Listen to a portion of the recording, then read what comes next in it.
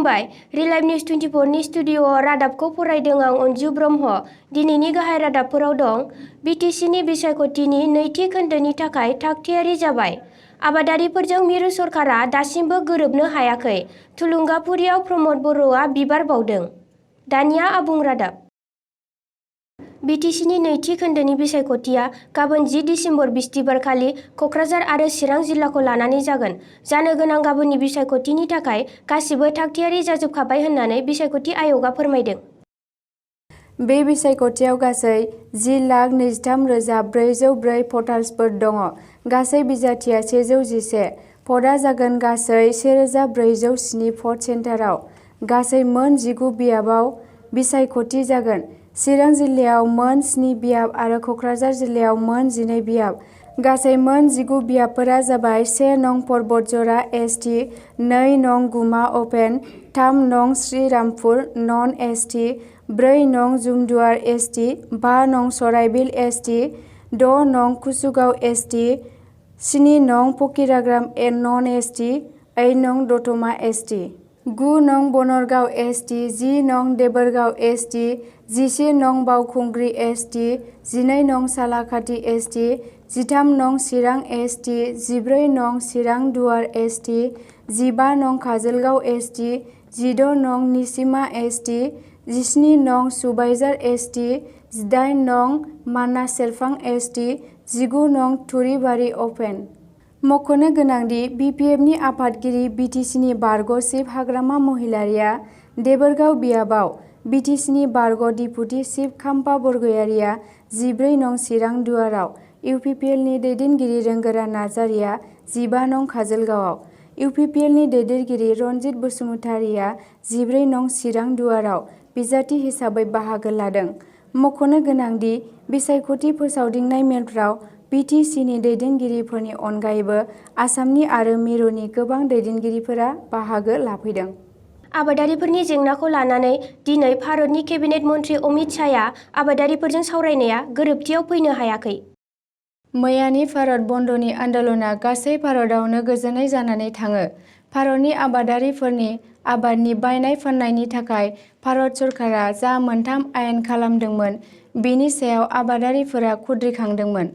थांनाय समबाराव सिंगु बर्डाराव सोमावसारगिरि आबादारिफोरखौ लोगो हमनायनि अजदआव दिल्लीनि चिफ मिनिस्टार अरविन्द केजरिवालखौ हाउस एरेस्ट खालामदों होननानै आम आदमी पार्टीआ बुंदों।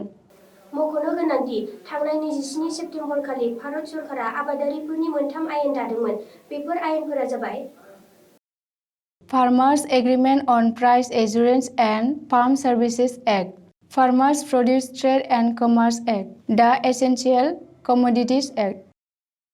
दिनै दतमानि थुलुंगाफुरियाव बड'फा उपेन्द्रनाथ ब्रह्मनो इउपिपिएलनि आफादगिरि प्रमद बर'आ गोजोन आरो खौसेथिनि थाखाय बिबार बावदों। बिटिसि बिसायख'थियाव गोजोन आरो सान्थियै बारलांनायनि थाखाय बिटिसिनि बारग' डिपुटि चिफ दानि 14 नं चिरां दुवार बियाबनि बिजाथि खाम्फा बरगयारिया बग्रिबारिनि महामाया मन्दिराव फुजा होनानै फारौ बिरहोदों। इउपिपिएलनि आफादगिरि प्रमद बर'आ रिलाइभ निउज 24 निसिम गाहाम हामलायथि बावहरदों।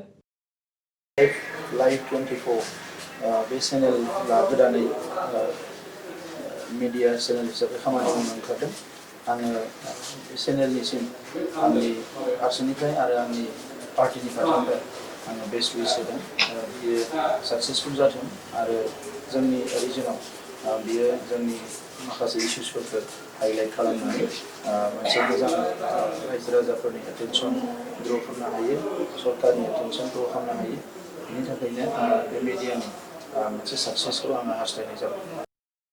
एबसुनि बारग' लोगो आफादगिरि रमिय' पि नार्जारिया रिलाइभ निउज 24 निसिम गाहाम हामलायथि बावहरो। जोबोद गोजोनदों जे रिलाइभ निउज 24 नोंथांमोना गोदानै लन्च खालामनो थांगासिनो दङ आरो आं खोनानानै गोजोनदों जे बे चेनेला फैगौ समाव जोंनि माहारियारि जि इसुसफोर दङ बा जोंनि मेडिया कभारेजनि थाखाय नोंथांमोना जे मेडियानि जि रल बे रलखौ लानानै जाहाथे जोंनि जिखिनि जेंना बा जोङो दिनै सुबुं माहारि हिसाबै जे बुहुमाव जोंनि गासैखौबो लानानै जों जाहाथे थांनो हायो, दा बेखौ जाहाथे नोंथांमोना नोजोर बोनानै उननि समाव खामानि मावगोन आं बेखौ मिजिंथिदों। आरो नोंथांमोननि चेनेला फैगौ समाव जाहाथे जोंनि बड'लेण्डजों लोगोसे आसाम नर्थ इस्ट आरो गथै इन्डिया आरो नेसन वाइड जाहाथे जिखिनि नोंथांमोना कनस्ट्राक्टिभ बा दाथायारि महरजों नोंथांमोना जाहाथे जिखिनि खामानि मावनो हायो आं बेखौ मिजिंथिदों मावनो हागोन आरो बेनि थाखाय आफा आनान गसाइआ नोंथांमोननि बे चेनेला जाहाथे इयुनाव जाहाथे मोजां मोनसे लामानि गेजेरजों बे दावगालांनो हाथों आं बेखौनो आफा आनान गसाइनि खाथियाव मिजिंथिदों आरो आर'ज गाबहरदों। एबसुनि आफादगिरि दिपेन बर'आ रिलाइभ निउज 24 निसिम गाहाम हामलायथि बावहरो। रिलाइभ निउज 24 गोदानै जि मोनसे पर्टेल चेनेल स्टार्ट खालामनाय जादों बेखौ मिथिनानै आरो लोगो मोननानै पुरा टीमखौ लोगो मोननानै जोबोद गोजोननाय मोनदों आरो मिजिंथियो जे फैबाय थानाय समाव गणतान्त्रिक देशनि ब्रैथि खुन्थिया हिसाबै जि मिडियानि रल आरो रेसपन्सिबिलिटि जोंनि बिटिआर ओनसोलनि बा आसामनि बा नेसननि जिखिनि जेंना जेंसि बा जोंनि गासैबो हारि हारिसाफोर बा कमन पिपोलनि जिखिनि प्रब्लेम्स इसुसफोर दङ बेखौ जाहाथे हाइलाइट खालामनानै मिडियानि जि रल बेखौ स्टेट बा गभर्नमेन्टनि पर्यायाव बेखौ जाहाथे प्रेस खालामनो हायो आरो बिनि गेजेरजों पाब्लिकआ गावनि जि अपिनियन बा पाब्लिकनि जिखिनि भइस बे भइसखौ राइट प्लेसाव बा राइट अथरिटियाव जाहाथे दैथायहरनो हायो आरो जोङो रिलाइभ निउज 24 नि गेजेरजों जिखिनि खौरां मोननांगौ बा मिथिनांगौ बे बेलायाव रिलाइभ निउज 24 जेब्लाबो जोंखौ कन्ट्रिबिउसन होगोन बा माने सापर्ट खालामगोन बा बे इनफरमेसन एन्ड माने प्रेसार बिल्डिं बर्ड माने बेयो खामानि मावगोन दा बेखायनो आं मिजिंथियो दुलाराय बर' फरायसा आफादनि जानानै गिबियावनो जोङो रिलाइभ निउज 24 नि जि गथै टीम एडिटर रिपर्टार बा करेसपन्डेन्ट जोङो गोजोननाय बावदों आरो रिलाइभ निउज 24 जेब्लाबो मोनसे बास्तब जि रियेलिटि ससाइटिनि बा जोंनि ओनसोलनि बेखौ जाहाथे रिप्रेजेन्ट खालामनो हायो आरो बिनि गेजेरजों जोङो पाब्लिकनि जिखिनि माखासे इसुसफोर दङ जों बेखौ माने रिजल्भ खालामनायाव सुबिदा जायो बेखायनो आं मिजिंथियो जे गोदान जि इन'भेटिभ मोनसे आइडिया लानानै गोदानै जि पर्टेल चेनेल स्टार्ट खालामदों बे जोंनि थाखाय मोजां आरो जोंनि ओनसोलाव बा